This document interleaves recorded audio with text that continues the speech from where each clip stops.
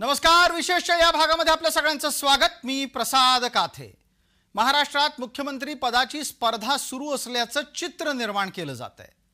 त्या पदासाठी होणारी दावेदारी तसं पाहायला गेलं तर अत्यंत स्वाभाविक आहे.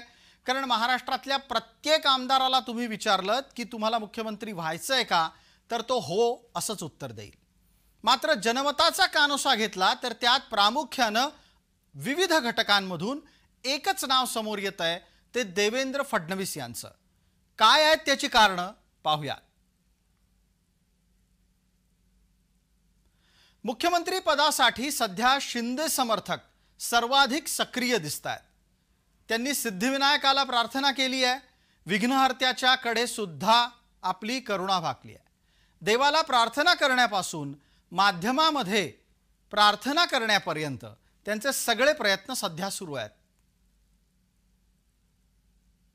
माननीय मुख्यमंत्री एकनाथ शिंदे साहेब यांच्या नेतृत्वाखाली या लढल्या गेल्या आणि महायुतीचे नेते एकनाथ शिंदे साहेब यांच्या गळ्यात मुख्यमंत्री पदाची माळ घालतील असा आम्हाला ठाम विश्वास आहे. मी त्या पक्षाचा कार्यकर्ता आहे.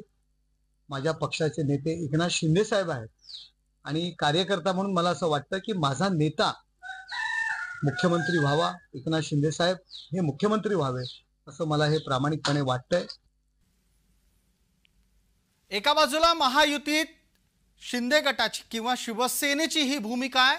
दुसऱ्या बाजूला राष्ट्रवादीनं सुरुवातीला घेतलेली भूमिका अजित पवार मुख्यमंत्री व्हावेत अशी होती, पण आता ती बदलली आहे. मतदार राजा शहाणा आहे, आपल्याला माहिती आहे की खूप हुशार आहे आणि दादांचं काम जे होतं पहिल्यापासूनच म्हणजे विधानसभेचा प्रचार करायला सुरुवात केल्यापासूनच बारामतीचा प्रत्येक मतदाराला माहिती होतं की दादांनी केलेल्या कामाचा प्रत्यक्ष अप्रत्यक्ष त्यांच्या जीवनावर झालेला प्रतिसाद म्हणजे जो परिणाम आहे तो प्रत्येक जण बोलून दाखवत होता आणि प्रत्येक जण म्हणत होतं की आम्ही दादांच्याच पाठीशी खंबीरपणे उभं राहणार आहोत.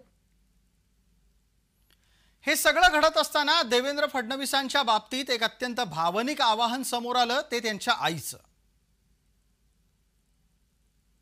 मुलगी नव्हती ना मला, तेव्हा इतक्या मुली मिळाल्या.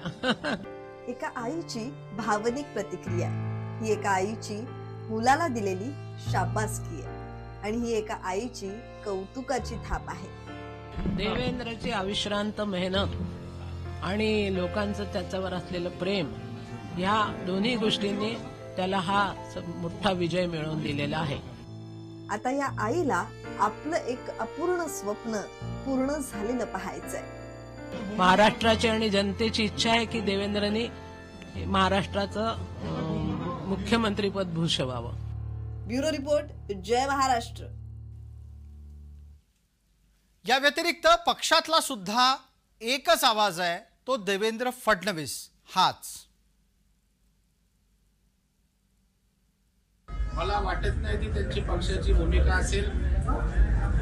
राजकीय निर्णय हे तिथल्या असणाऱ्या संख्याबळावर, तिथल्या परिस्थितीवर होत असतात. ज्या वेळेला शिंदे साहेब या राज्याचे मुख्यमंत्री झाले त्यावेळेला भारतीय जनता पार्टीचं संख्याबळ जास्त होतं, परंतु त्यावेळेला असणाऱ्या सरकारला बदलणं आवश्यक होतं. त्याच्यामुळे संख्याबळाचा विचार त्या ठिकाणी झाला. कार्यकर्ता म्हणून मला असंच वाटतं की देवेंद्रजींना मुख्यमंत्रीपद मिळालं पाहिजे. आणि तो मी एकटाच नाही, भारतीय जनता पार्टीचा बूथवरचा छोट्यातला छोटा कार्यकर्ता, त्याच्या ह्याच भावना आहेत. परंतु शेवटी आपल्या भावना कितीही असल्या तरी निर्णय हा पक्षालाच करायचा असतो. पक्ष जो निर्णय करेल तो ठीक आहे. आणि शेवटी देवेंद्रजींनाही मुख्यमंत्रीपद मिळालं काय नाही मिळालं काय, त्यांना काहीच फरक पडत नाही.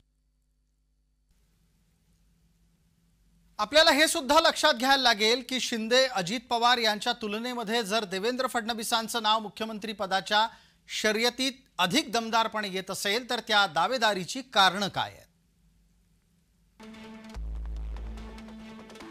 भाजपा हित म्हणजेच पक्षहित फडणवीसांसाठी सर्वोपरी आहे.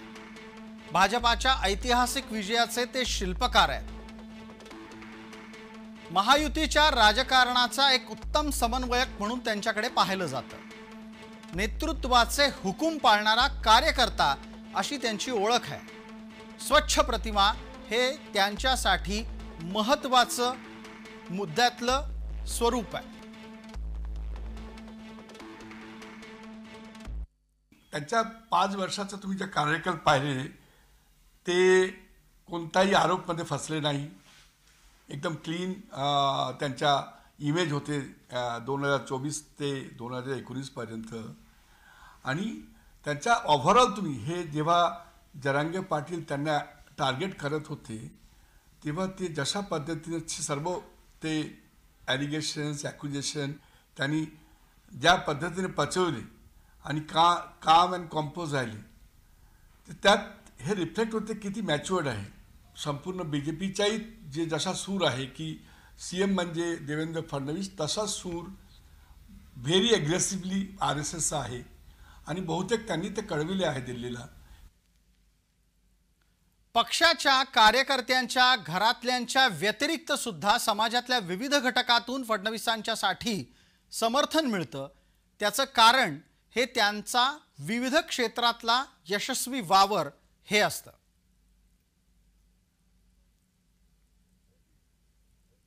राज्यातील सर्व उद्योजकांची हीच इच्छा आहे. कारण जसे आपण बघतो की गेल्या 2.5 वर्षात FDI मध्ये महाराष्ट्राला पुन्हा एकदा अग्रेसर करण्यामध्ये देवेंद्र फडणवीस यांची महत्त्वाची भूमिका होती. तशीच जर महाराष्ट्राने देशाच्या उत्पादन क्षेत्रात अग्रेसर व्हायचं असेल तर एक चांगले उद्योगस्नेही औद्योगिक धोरण आखावं लागेल, अर्थनीतीमध्ये बदल करावा लागेल, गतिमानता आणावी लागेल, सगळ्या प्रशासनाला वेगवान करावं लागेल. आणि यासाठी जर कोण नेता आमच्या डोळ्यासमोर येतो ते म्हणजे देवेंद्र फडणवीस. त्यांचं कर्तृत्व वादातीत आहे. ज्या वेळेला या सगळ्या गोष्टींना मोजलं जातं त्याच वेळेला सगळ्यात एक आणखीनही महत्त्वाचा मुद्दा असतो, तो म्हणजे फडणवीसांचा विरोधकांशी असलेला संघर्ष. आणि विरोधकांना फडणवीसांना अडचणीत आणायचं असेल तर त्यांनी टाकलेले डाव कोणत्या महत्त्वाच्या कारणांमुळे फडणवीस परतवू शकले आहेत ती कारणं पहा. फडणवीसांचं बलस्थान काय असं विचारलं तर उत्तर येतं की त्यांचे भाऊबंद राजकारणात नाहीत. फडणवीसांची कोणतीही शिक्षण संस्था नाहीये, सूतगिरणी नाहीये, ना त्यांचा कुठला साखर कारखाना आहे. आणि यामुळे त्यांना आर्थिक घोटाळ्यात अडकवणं अवघड पडतं. त्यांनी सरकारकडून कोणतंही कर्ज घेतलेलं नाहीये. फडणवीसांचे कुटुंबीय पवारांच्या उपकारांवर नाहीयेत, हेही महत्वाचं. आणि फडणवीस सरकारचे निर्णय सचिव पातळीवर करायचे हे आपल्याला ठाऊक असेल. फडणवीसांना तुरुंगात टाकण्याचा पवारांचा कट उधळला गेलाय हे विसरता कामा नये. फडणवीसांच्या नेतृत्वात रोहित पवार भाजपात येणार होते हेही लक्षात असेलच. फडणवीसांनी बहुजन राजकारणावर स्वतःचा ठसा उमटवला आहे. फडणवीसांची जात वगळता कोणताच कमकुवत मुद्दा विरोधकांना त्यामुळेच सापडत नाही.